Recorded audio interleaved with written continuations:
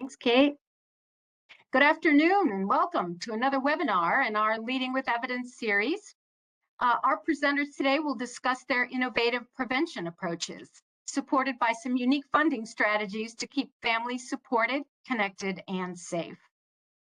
I'm Suzanne Barnard, the Director of Evidence-Based Practice at the Annie E. Casey Foundation, and I will serve as your moderator today. For several years, the Annie E. Casey Foundation, with contributions from the William T. Grant Foundation, has been delivering a series of convenings and webinars that we've called Leading with Evidence. Our aim is to offer practitioners and researchers ways to immediately apply programs and practices to better deliver and strengthen the utility of our work. In each presentation, we try to provide some expert advice along with examples of how that advice plays out when it's applied to real-time experiences in practice. Today, we will talk about frameworks for supporting families through innovative funding approaches. You will have an opportunity to communicate with us during the presentation as we discuss some national examples of how this approach is being implemented, and you'll also hear about one state's experience to bring a partnership of communities and local and state funders together to better serve families in Colorado. There will also be time for discussion at the end of the presentation. Our speakers for this presentation are Margaret Flynn Kahn, who is a partner with Mainspring Consulting, Kendra Dunn, Director of the Division of Community and Family Support with the Colorado Department of Human Services, and Dan Michalke, almost got it right, Dan, Director of Human Services in Douglas County, Colorado. But first, as always, I want to take a moment to go over some important housekeeping details for the webinar, especially for those of you who are joining us for the first time. After we hear from our presenters, we will have some time for questions. We will keep our attendees on mute throughout the webinar. We ask that you submit your questions by entering them in the Q&A window, which you will see circled on the slide. You'll find that window at the lower right-hand corner of your webinar screen, and you can submit a question there to the panelists. If you are in full screen mode and want to ask a question, though, you may need to return to the event window by using the drop-down controls at the top of your screen. I will also mention, you heard Kate say at the beginning, that this presentation is being recorded, and the recording and the slides will be available later at aecf.org. So many states are creating new partnerships to help fund their expanded efforts to support families and prevent further system involvement. And Casey has often stepped into funding some of those prevention approaches. Our first presenter, Margaret Flynn Kahn, has produced a report that identifies 6 innovative partnerships across the country that are creating innovative funding solutions to build prevention strategies that will keep families supported. Today, Margaret, along with our colleagues Kendra and Dan, will discuss Colorado's example of a braided and leveraged public and private funding approach to expand the availability of prevention services in the state. So let's get started. It's my pleasure to introduce our first speaker, Margaret Flynn Kahn. Hey, Margaret. Hi, thanks, Suzanne. Hi, everyone. It's great to be with you today. As Suzanne said, I'm Margaret Flynn Kahn. I work with Mainspring Consulting, and Mainspring does work across the country around design, financing, and sustain of programs and services for children. And over the last few years, we've been working pretty intensively looking at child abuse prevention services with support from the Annie E. Casey Foundation. And because I know on webinars, we often have a great mix of people with different backgrounds and knowledge in terms of the policy and funding context for child welfare, I just wanted to start with a little bit of context around to set the stage for why we're focusing on prevention in some of these resources and in the webinar today. So there's 3 trends that I would highlight that have really put an increased focus on prevention. First, over the last few years, the Children's Bureau, the federal agency that administers dollars for child welfare, has been very focused on prevention and has been really encouraging states to expand their focus on prevention. And related to that, we had at the federal level the passage of the Family First Prevention Services Act. And that does a number of things, but one thing it does is gives state child welfare agencies more flexibility to fund prevention services with their core federal child welfare dollars. And then finally, the greater emphasis on racial and ethnic equity across the country, the focus on racial justice has really led more people and more organizations to focus on how does racism impact the way that child welfare interacts with families of color, and what does that then mean in terms of which families get placed in care, what types of placements they're in, how long they stay there, and then really what are the ways we can address those kinds of disparities. So that has led to more involvement of child welfare with primary prevention. Certainly, there's been lots of work over the years by many child welfare agencies on prevention, but I think the focus is expanding down to even partnerships to say, what can we do to prevent families from ever having to come to the attention of child welfare? More emphasis on community-based support and parent voice. How do we engage parents and really work with them to identify what supports are needed, what would be most helpful to communities and to parents. And then I think Family First is highlighting the need for more partnerships because child welfare agencies now have greater flexibility to fund mental health, substance use, and family support services. It's really raising the question around how do we partner with other public agencies who are funding these same services and really coordinate both our services and our funding. So that gives some background on context. And given that context, we have been focusing pretty intensively on child abuse prevention, both doing research, providing technical assistance, and developing tools to inform the field. And so today, this presentation that we're doing really focuses on two recent fact sheets that were published by Annie E. Casey that are focused on what are the partnerships that child welfare leaders can create with other public agencies, with community-based providers, with communities themselves to really expand the continuum of prevention that they're providing and to fund, importantly, and to develop coordinated funding for prevention services. Just want folks to know that we're focused on that piece of this today. We have previously released other resources that look much more intensively at the Family First 4E prevention services, for example, and all of those resources are in the link on the slide and in the background that you received for the webinar. So today's focus is on a series of fact sheets we recently developed that are focused on partnerships to support child abuse prevention. And the idea for these was that we wanted to create a resource knowing that particularly in the context we talked about, and as child welfare leaders are coming to the table with stakeholders to say, how do we identify, how do we develop a Family First prevention plan because of the Family First Act? Very quickly in those conversations, you get to a point of saying, well, for the 4E prevention dollars can't support everything we need to do for prevention, and we need something bigger and wider than that. And so our thought for this fact sheet was to really create a resource that would gather information from child welfare leaders who have been doing work, who have been developing partnerships over a number of years to develop more expanded prevention supports. And to see what's been learned for them and from them and what types of funding sources they're using to support that work. So those are the resources that were recently put out. And as we got started on this, we thought it was important to start by being clear about what we mean when we're talking about prevention services.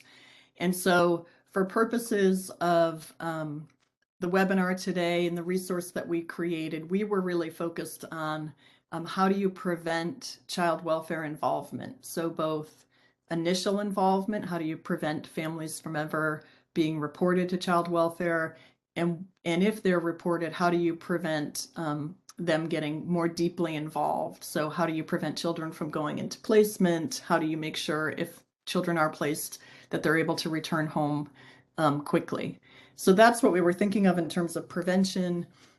We talked to national experts to identify good examples of partnerships for prevention, and we landed on 6 states that all had well-developed prevention partnerships.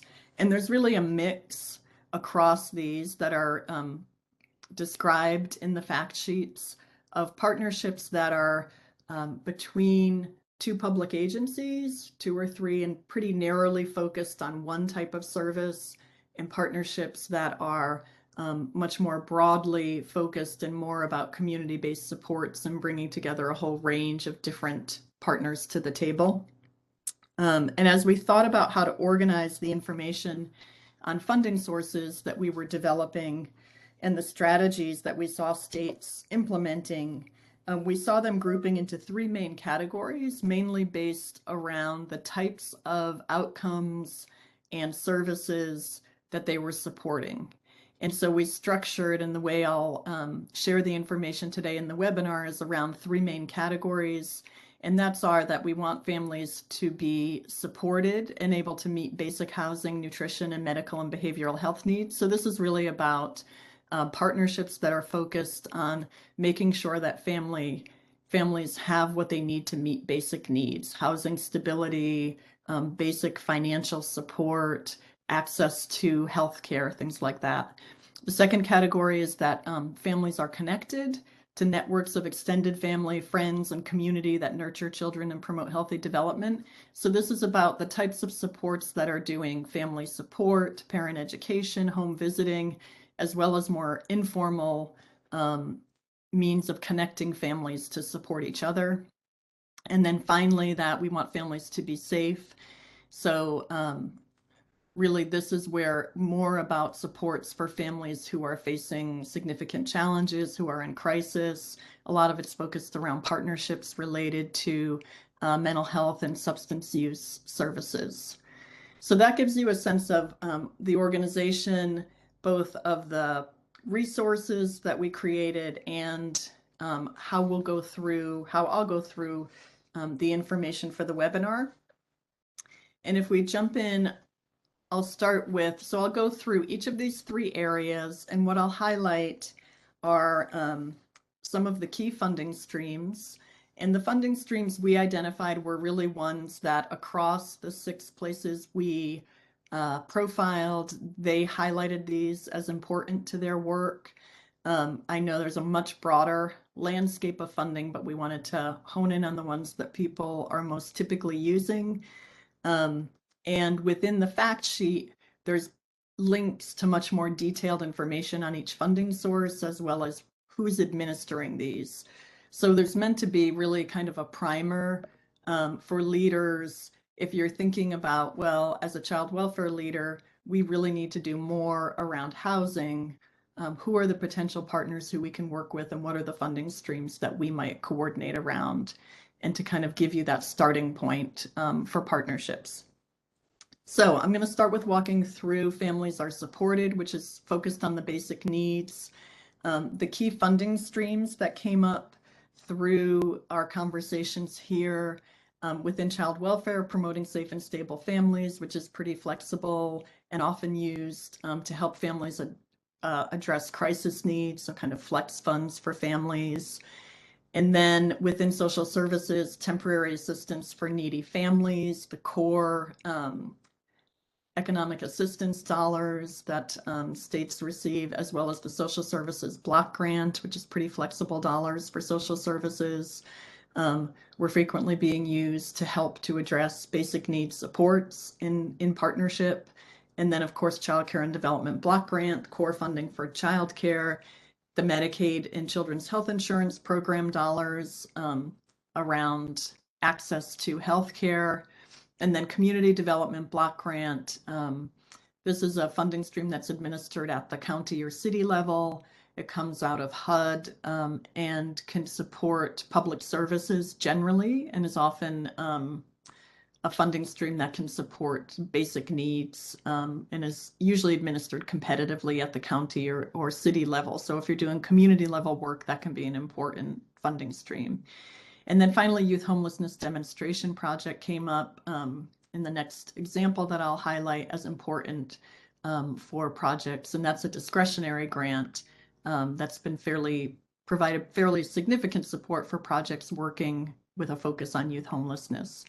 And so the partner agencies, in terms of who to work with to help to ensure that families' basic needs are met, are social services. Of course, every state is different in how you structure your state department. So in states where they have agencies where child welfare and social services are under one department, I think it's easier to do this kind of coordination.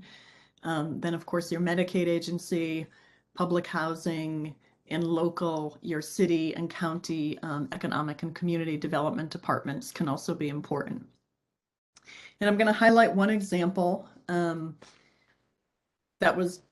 they had created a good partnership to address basic needs as well as a full range of needs, but we're really focused on some of the basic needs. And this is a partnership called Bring Up Nebraska. And it's a statewide partnership that's supporting a network of community-based collaboratives. It's administered by the Nebraska Children and Families Foundation. So that's a statewide intermediary in Nebraska. And the partner agencies are Children and Family Services, which is child welfare, as well as economic support within Nebraska, public health, behavioral health, probation, education, and private foundations are all coming to the table around this. And they're coordinating. I won't read through every one of these funding streams. Many of those were on that last slide, but they're coordinating a whole range of funding streams to support the work of these community-based collaboratives. And the way that's working is that the local partnerships are setting their priorities for meeting family needs. That often includes housing stabilization, financial case management in terms of basic needs. And then the Nebraska Children and Families Foundation, as the intermediary, is responsible for really coordinating across these multiple funding streams that are coming to them to coordinate and allocate down to the community collaboratives based on the services that they're implementing and then reimbursing for those services. So there's a link there for more information on that, and they have great information on their website about that work. That's a well-developed partnership with child welfare. And so I'll move now to the area around Families Are Connected. And this includes the range of supports, both formal and informal, to ensure families are connected to networks of caring people. So when we're talking formal supports, it's things like home visiting, parent education programs, family support programs more broadly. And informal, you also have partnerships that are really working to create spaces for families just to connect and create networks of support with each other. So things like family resource centers at the local level often came up. Sometimes you have peer-to-peer supports being implemented as well. So really thinking about how those natural networks can be fostered. And the funding streams that came up as supporting these types of services, many of them, of course, in child welfare, because these are core services in terms of prevention that I think child welfare is most typically supporting. So Title IV prevention can support these services. Promoting safe and stable families, another funding stream. The Child Abuse Prevention Treatment Act dollars, another formula grant that go to child welfare agencies. Community-based child abuse prevention is a funding stream that sometimes is administered by child welfare agencies. Sometimes it's in a children's trust at the state level, sometimes in early care and education. It varies. But they're often doing competitive grants for child abuse prevention. It's a fairly small funding stream nationally, but it has had some bumps with COVID relief dollars. And I would say that across the board about almost all of these funding streams that I've highlighted in the context of COVID relief bills in recent years, many of them have had pretty significant increases in funding. And so I think this is a time of particular opportunity around partnership, because rescue plan funds are still being spent out at the state and local level. and they have to be spent relatively quickly. And so I think there's more money where folks are looking for good ways to spend that money right now than typically you have in communities. So I think there's a particular opportunity right now for a partnership. And then you also have the Maternal, Infant, and Early Childhood Home Visiting Program and Title V Maternal and Child Health Block Grant. So both of these are administered by Public Health. Both the Maternal, Infant, and Early Childhood Home Visiting has supported really systems of evidence-based home visiting programs across states. And Title V can support a range of different types of services for mothers and young children. And so those are two that come into play as well. Then finally, TANF again, which is pretty flexible and many states use for home visiting. And Title I grants to local education agencies. Schools and school districts can be really important partners in terms of this area of that families are connected to networks of support. And there are a range of funding streams in school districts, including COVID relief funds, pretty significant COVID relief funds currently, that can potentially support parent engagement and outreach and education. But in Title I, there's a pretty explicit mandate to do that parent outreach, and that's why it's included here. And so the partner agencies here are public health, early care and education, and your school systems as key partners who tend to come to the table with child welfare to help to think about how to coordinate funding and fund these services. And the example we have on the next slide is from Washington State. And this is an example specific to coordinating funding for home visiting services. And this was legislatively created. So in 2010, Washington State, through state legislation, created a home visiting services account. And the goal of that was to bring together and coordinate funds from multiple different funding streams to support statewide home visiting programs and infrastructure. So it was in recognition that there were funding streams in different departments that could potentially fund this work around home visiting, and they wanted to bring those together and do that in a more coordinated way. The partner agencies are Department of Children, Youth, and Families, which in Washington State has child welfare as well as early care and education, the Department of Health, and then Start Early is a nonprofit intermediary agency. And the funding streams are TANF, the MCV that I talked about, those are those public health home visiting funds, and private foundation. And that fund started with $750,000 and now brings together about $23 million to support home visiting infrastructure and services statewide. And the programs focus on teenage parents, families that are homeless, and families with multiple young children who aren't connected to other resources. Washington State has a broader set of home visiting, but there's a particular focus for the home visiting services account.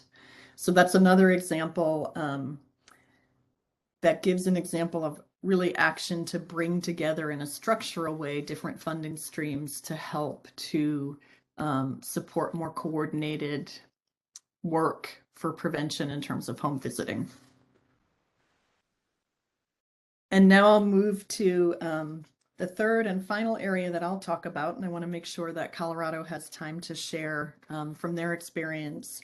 And this is in the area that families are safe.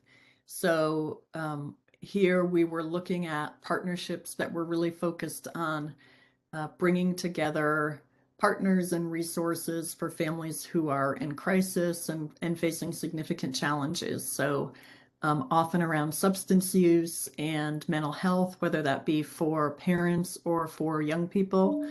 And the funding streams that come up and that are coordinated most frequently, the Title IV prevention can fund these services, Medicaid, of course, and there's a lot of work going on right now across states to think about how to coordinate the Title IV prevention dollars with Medicaid, since Medicaid can fund many of those services that are funded by Title IV prevention. Title V, again, the Maternal and Child Health Block Grant, which can fill in some gaps in what other streams are funding. And then, of course, the two main block grants that states receive for substance abuse and mental health. So those go to your substance abuse and mental health agencies at the state level. And again, have some obviously requirements, but some flexibility to kind of build out the system of supports for substance abuse prevention and mental health services across the state. And then juvenile justice formula grants, where there's partnership between juvenile justice and child welfare for young people who may be struggling with mental or behavioral health or substance use issues. And then also Victims of Crime Act, which is a funding stream that folks may not be as familiar with, but came up in at least a couple of the partnerships that we talked to. And those are funds that were created by the Victims of Crime Act. There's formula funds and discretionary grants. And it's basically a funding stream that's created by fines and penalties from convicted felons, but it's fairly significant at the federal level. It's about $2.8 billion. There's a portion of that that's allocated to states, usually to your state justice department or your court system, and can fund services for victims of crime. Where it came up in these partnerships was sometimes where folks were doing intentional work around parents who are struggling with substance use and trying to create plans of safe care and ways of providing support so that those parents don't lose custody of their children, and also with young people who have experienced human trafficking and have been victims of human trafficking, creating targeted supports for them. So that's just another one to be aware of. And the partner agencies here are public health, Medicaid, substance abuse and mental health, and juvenile justice. And I'll highlight one more example. Of course, for many state child welfare agencies in local, substance use is a big challenge and a focus for your work. And Massachusetts has created a really effective partnership between their state child welfare and substance use agencies, where they're coordinating funding and staffing that's aimed at really building the capacity within the child welfare system to effectively respond to families who have substance use problems. So the partner agencies are the Department of Children and Families, that's their child welfare agency, as well as the Department of Public Health's Substance Addiction Services, their substance abuse agency. The Institute for Health and Recovery is their nonprofit partner who's doing some of the implementation of programming at the local level. And the funding streams they're using, their state substance abuse agency is funding a director of their substance unit at child welfare. So their state substance abuse agency is taking funding and putting it into child welfare to fund their director of substance use unit. And then DCFS is using, or DCF, sorry, in Massachusetts is using their funding, state funding, to support regional substance use coordinators. So in every region, they have someone whose responsibility it is to focus on substance use. And then, of course, they're using Medicaid and some federal discretionary dollars to support the implementation of programming. So they have 17 regional substance use coordinators who are charged with supporting their child welfare staff to assess family strengths and connect them to the right services. They've also built a couple of service models that are meant to fill in gaps and really provide in-home supports to parents who have challenges with substance use but aren't at a point where they're ready to enter into formal treatment. So it's kind of a bridging service that they've created, and they have a couple of those throughout the state. And again, there's a link here with more information on that. So that gives you a very quick overview of funding streams related to different areas of prevention that child welfare agencies are working on. I know it was quick, If you go to those fact sheets, you'll find more detail on the funding streams and more examples of partnerships. And the final thing I wanted to do before turning it over to Colorado is just to highlight some of the strategies. So in addition to funding streams, one thing we looked at and highlighted is what are the strategies, what are states and their child welfare agencies and their partners having to do to kind of set the stage to coordinate funding. And there were 6 things we saw pretty consistently. I know these are present in Colorado, and Kendra will be talking about them, so I won't talk about them extensively. Just will highlight that the 6 are investing in infrastructure. So really this would be, if you're thinking about, you know, what's the application of this, asking who is responsible for bringing people together to partner on prevention at the state and local level? Like, do we have someone designated who that's their job? And oftentimes people were using some kind of nonprofit intermediary to do that work. The second is creating funding structures that maximize prevention funds. So for example, that Washington state legislation that created a funding structure, you'll hear about something in Colorado. We also saw really an organizational structure that as states got more focused in their vision for prevention, they were sometimes changing their departmental structure to bring together child welfare with early childhood and economic support, so it was better, it was easier to coordinate. Third, support community-led planning and design. So how do you create the resources that are needed in the guidance at the local level for folks to come together and really think about what's needed and how they implement prevention at the local level. And then aligning programs at the state level. This, I think, developmentally comes later in the development of partnerships, but it's getting to the point when you have a shared vision and some shared funding of saying, can we coordinate our application processes, our evaluation requests and data requests to make it easier on locals who are receiving funding from multiple sources for the same types of services. And then investing in evaluation, both to make the case for the work, but also to really inform. And I think we saw emphasis from these partnerships on including families who are receiving services in that feedback loop as part of your evaluation process and part of that continuous improvement process. And finally, leveraging private and dedicated local funding. The emphasis in the fact sheet on funding is really on big public, mostly federal funding streams, because that's where a lot of the dollars are.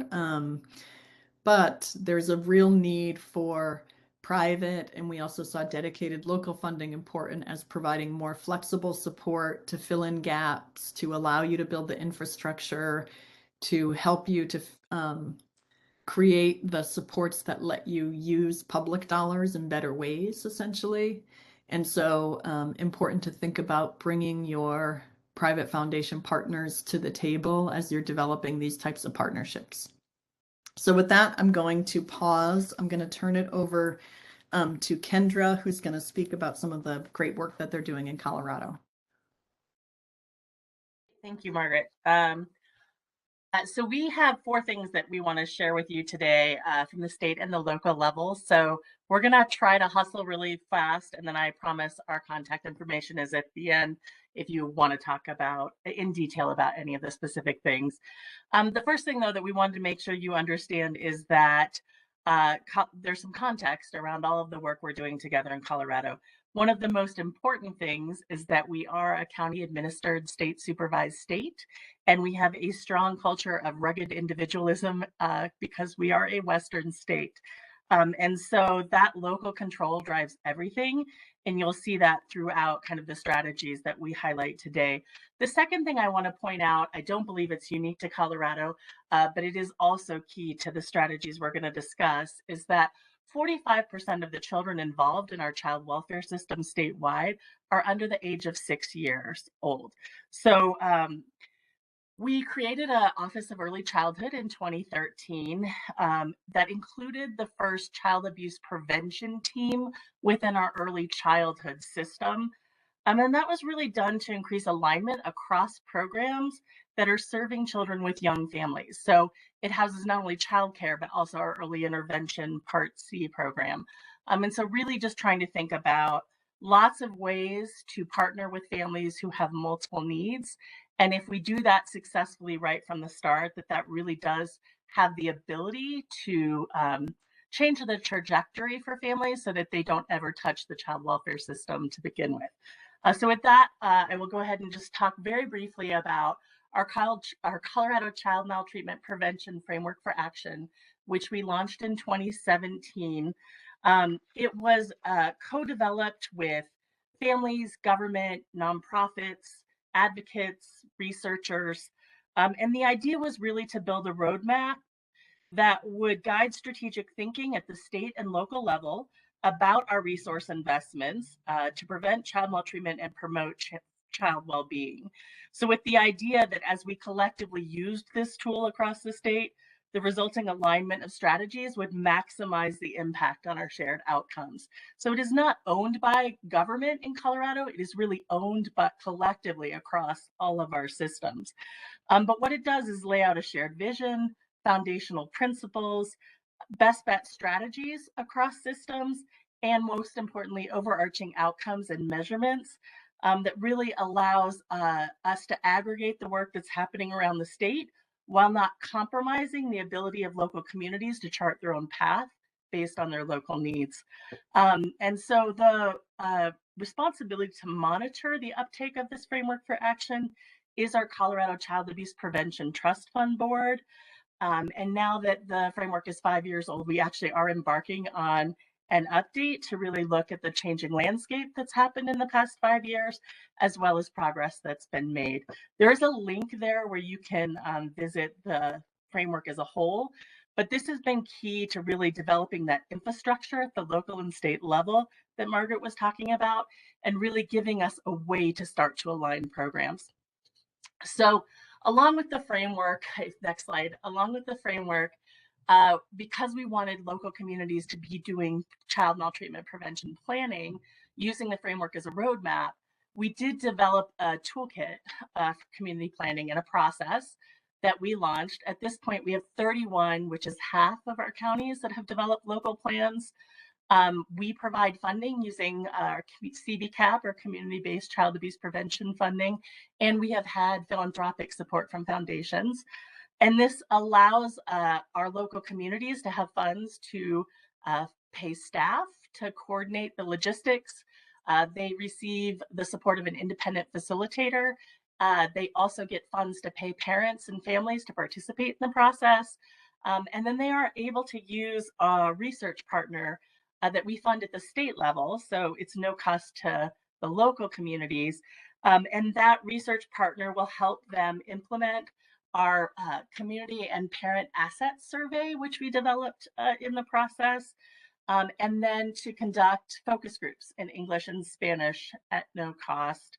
At this point, because we are using a common survey tool across the state and across these communities as they plan, we do now have a data set of over 6,000 families that have completed the survey, and we continue to do analysis of that. So we recently released a research brief, really looking at the differences in parental perceptions based on race and ethnicity to allow us to uncover inequities that need to be addressed and share that back with the local communities as they, as new communities plan and as communities come up to the point where they actually want to plan again. So this whole process has really increased local investment for those local funds that Margaret was talking about. It's increased community foundation support. And we've had communities that had local early childhood taxes, and they have used this process to really broaden what can be funded through those taxes. So there's been a lot of strategies at the local level that have emerged to help braid funding once the community could really get behind priorities in a 3-year action plan. So next slide. I'm going to let Dan talk a little bit about this process in Douglas County. In Douglas County, we didn't have a very well coordinated service delivery system, and had a lot of different groups speaking about preventative services and services outside the governmental assistance programs, but we weren't coordinated at all. So Kendra approached me about a year ago to say, what if we were to do a child maltreatment plan in Douglas County that would really coordinate your services and like she said, give you an actual plan to achieve what the community really is asking for. We were really fortunate that when we released the survey to families across Douglas County, that we received about 1,000 surveys back to inform and drive our child maltreatment prevention plan. And through those surveys, we developed 3 goals. And as you can see here, the first one was to create family centers. The second goal was to expand home visiting. And then third is actually, to me, my most favorite of them all. When you boil this all down, it's to normalize adolescent and young kids' behaviors.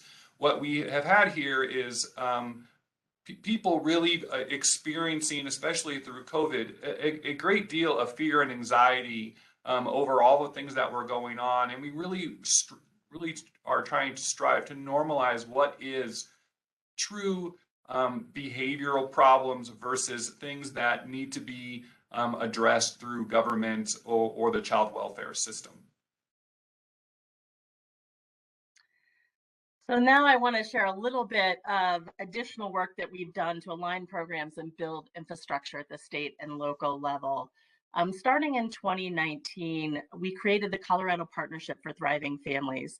And the goal really is to create community conditions where all families can thrive right from the start, with a goal of reducing child abuse and neglect in families with young children.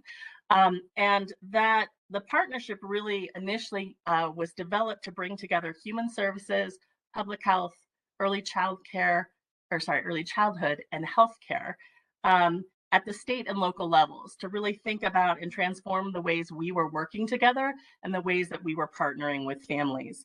There were many things that were happening at this point in time that became a turning point moment. And so I just want to mention them because probably a lot of them are happening in your state or will be happening in your state. The first one was obviously the uptake of the framework we just discussed, but also the passing of the Family First Prevention Services Act opened new conversations, the creation of a new 5-year child and family services plan for child welfare, the creation of new 5-year priorities for our maternal and child health block grant. And then very quickly from creating this, we were hit with the pandemic. And this and the social and economic upheaval really laid bare the disproportionate harm that families of color and low income families were experiencing. And that really, this became an opportunity to do work together to really right that. So with that, I'll go to the next slide. We identified 3 priorities to really focus on what we could do for a birth cohort. So if we got really serious together on focusing, what could we do with all the babies that were born in the next year to get families off to a right start and change that trajectory so that none of them touch child welfare, what would that look like? And so that focus on prenatal period through the first year of life led to the adoption of these 3 strategies. The first one being systems alignment across public health, human services, early childhood, and healthcare, specifically looking around policies, data collection, and funding streams. The second one was to make sure we increase early touchpoint services across the state for such things, as you heard Margaret mention, home visiting, coordinated referral systems to really connect families with the resources that they need. And then the third one is really about changing community norms around community cohesion, help offering and help seeking for families, really to decrease social isolation, because we know that is a really large risk factor for families touching the child welfare system. So with that, we've developed a collective impact structure for the partnership. We became a Thriving Families, Safer Children Round 1 state in partnership with Annie E. Casey Foundation, Casey Family Programs, Prevent Child Abuse America, and the Children's Bureau. We do have, and this is important to the point of kind of building infrastructure, we do have a funded backbone that provides staffing for this work. It is our Colorado chapter of the Prevent Child Abuse America Network. We ensure that parents sit at all levels of the partnership, on the leadership and steering committee team, in all of our work group spaces. But in addition, what we heard from our parent leaders was that was not enough. So we have also lifted an affinity space for parent leaders across the state, whether they're sitting at Colorado Partnership for Thriving Families tables, or whether they're sitting at other tables and forming other systems. But it gives them a space to come together, to share what they're learning, what they're hearing, to encourage each other to take needs to farther spaces and other tables, and really to help them build their skills as advocates. Right now, the partnership consists of over 150 partners representing all the systems I mentioned, but in addition, there is a large representation from philanthropy, academia, mental health. We are trying to grow the number of partners from housing. So really just trying to think about who else needs to be at this table to do the work we want to do. We very much see the partnerships role as fostering an ecosystem. And so we kind of, in a layman's metaphor, we talk a lot about we're building the sandbox where others can come and play together to really transform the work we're doing for families. And with that, I will go to this, working across the 6 strategies, just to point out, and I'm not going to read them all to you, but to point out that even the partnership itself is working across those 6 strategies that Margaret mentioned. So these are some of our activities over the past year. In addition to lifting the family caregiver space, we weighed in with the federal opportunity to weigh in on the new maternal and child health priorities for the new administration. We have gotten a federal grant and lifted 5 demonstration sites in local counties that will be working on building universal referral systems through Family Connects and through our family resource centers. We have 5 additional counties that have done child maltreatment prevention planning. We weighed in on the American Rescue Plan stimulus funds as they came into the state and developed a fact sheet for county commissioners that really shared how they could utilize all of those funds in ways that would support families with young children.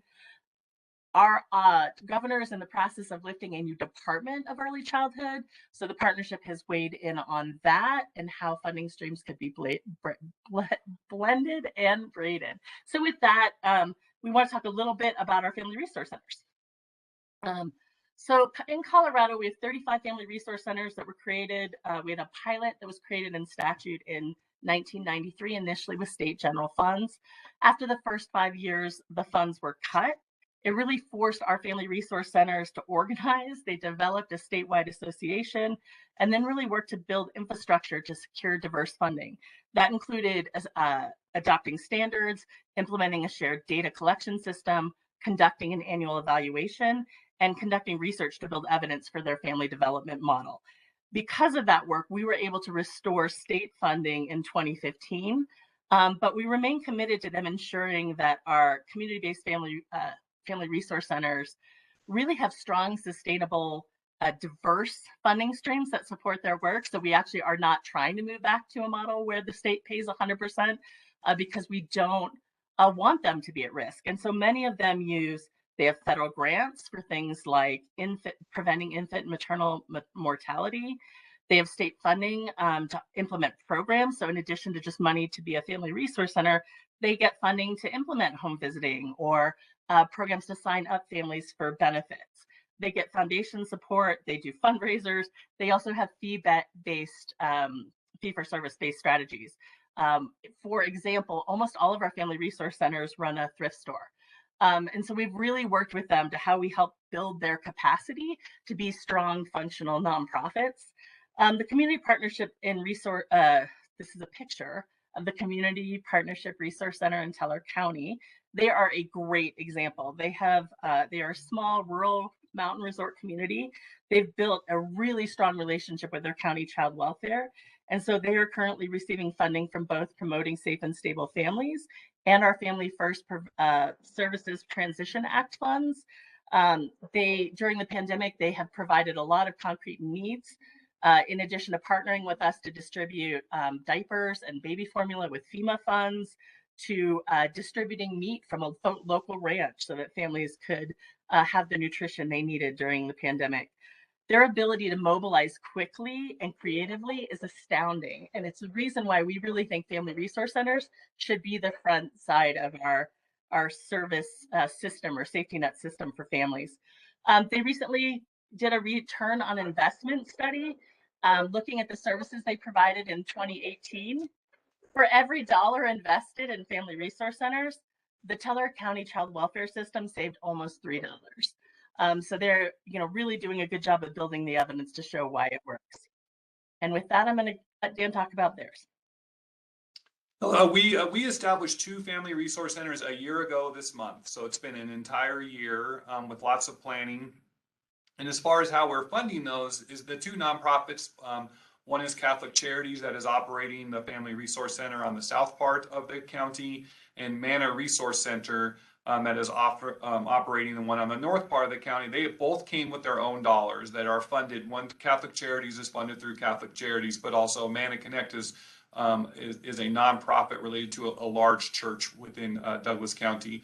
But through that, we also blended large TANF contracts, really large TANF contracts, to serve the families that come to the Family Resource Centers with their income below $75,000. That's the federal rule for using TANF with community contracts. We're also using child welfare block dollars for us to help service families that are known to the Child Welfare Department, but also those for screen outs. We're having case management at both of those Family Resource Centers that will reach out to screened out referrals. That's brand new.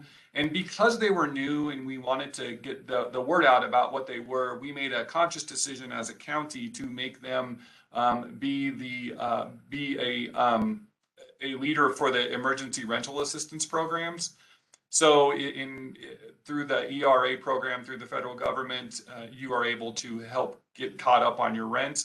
We have found that to be a phenomenal way of getting the message across the county of this new resource, how to use this resource. We also have work supports that are created within the Family Resource Centers. So it's really too early to say, but I would say we're gaining steam and really do believe in the blending and braiding of both public assistance dollars and child welfare dollars, because those families inevitably are the same.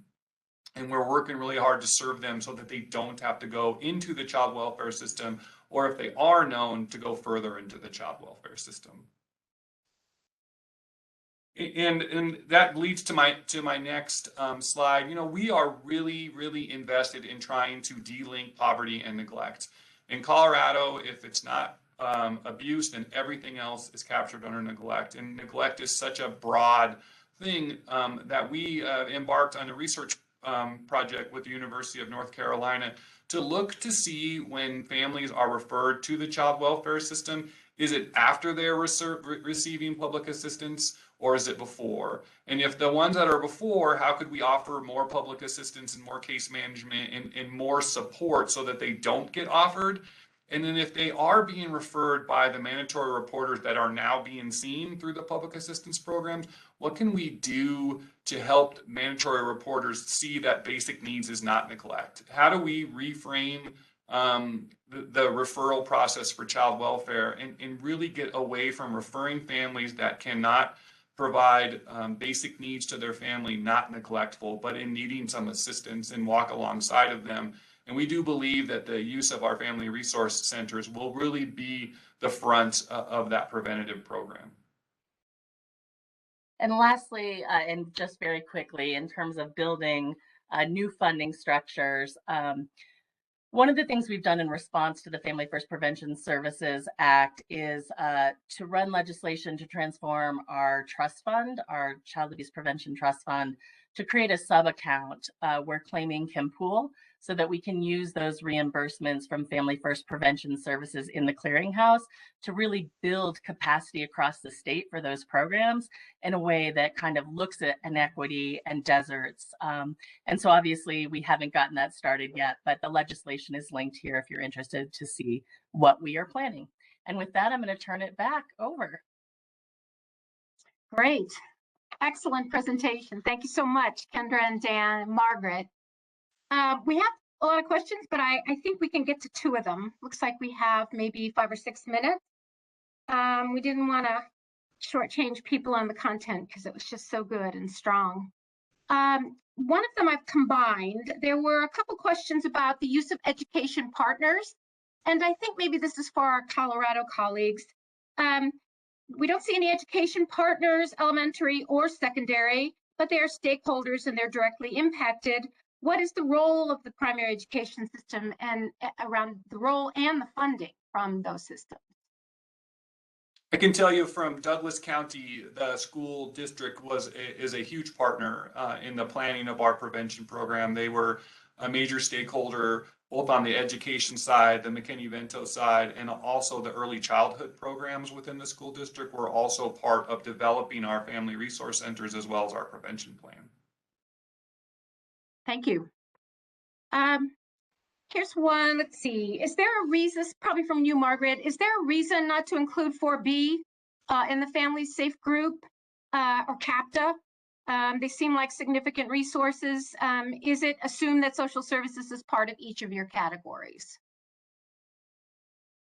Yep, I think 4B might have been in one of the categories, but not in the safe. But I think you're right. I mean, there's a lot of overlap across them, and 4B is one that's pretty flexible dollars and child welfare that's used across. So I think, you know, the question is correct in terms of 4B can be a resource for some of those services. I think it didn't show up in safe for ours because you do have, for many of the services around substance abuse and mental health, you do have Medicaid.